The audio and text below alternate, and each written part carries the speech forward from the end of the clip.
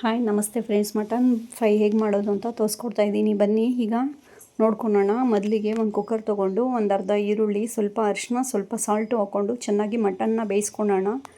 ಬೇಯಿಸ್ಕೊಂಡಾದ್ಮೇಲೆ ಮತ್ತೊಂದು ಕಡೆ ನಾವು ಬಾಣಲಿ ಇಟ್ಕೊಂಡು ಸ್ವಲ್ಪ ಎಣ್ಣೆ, ಶುಂಠಿ ಬೆಳ್ಳುಳ್ಳಿ ಪೇಸ್ಟ್ ಹಾಕ್ಕೊಂಡು ಚೆನ್ನಾಗಿ ಹಸಿ ಸ್ಮೆಲ್ ಹೋಗೋವರೆಗೂ ಫ್ರೈ ಮಾಡ್ಕೊಳ್ಳೋಣ.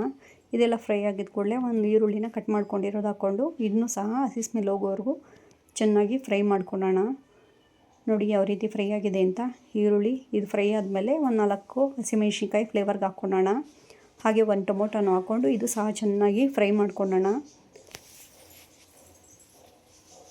ಇದರಲ್ಲಿ ನೀರಿನ ಅಂಶ ಹೋಗೋವರೆಗೂ, ಟೊಮೊಟೊ ಚೆನ್ನಾಗಿ ಮೆತ್ತಗಾಗೋವರೆಗೂ ಚೆನ್ನಾಗಿ ಫ್ರೈ ಮಾಡ್ಕೊಳ್ಳೋಣ. ನೋಡಿ ಎಣ್ಣೆ ಹೇಗೆ ಬಿಟ್ಕೊಂಡಿದೆ ಅಂತ. ಈಗ ನಾವೇನು ಬೇಯಿಸ್ಕೊಂಡಿದ್ವಿ ಆ ಮಟನ್ನ ಹಾಕ್ಕೊಂಡು ಮತ್ತೊಂದು ಸರಿ ಚೆನ್ನಾಗಿ ನೀರಿನ ಅಂಶ ಹೋಗೋವರೆಗೂ ಇದನ್ನು ಚೆನ್ನಾಗಿ ಫ್ರೈ ಮಾಡ್ಕೊಳ್ಳೋಣ. ನೋಡಿ ಈ ರೀತಿ ಎಲ್ಲ ಫ್ರೈ ಆದಮೇಲೆ ಈಗ ನಾವೇನು ಹಾಕಬೇಕು ಪೌಡರ್ಸ್ನ ಅದನ್ನ ಹಾಕ್ಕೊಳ್ಳೋಣ.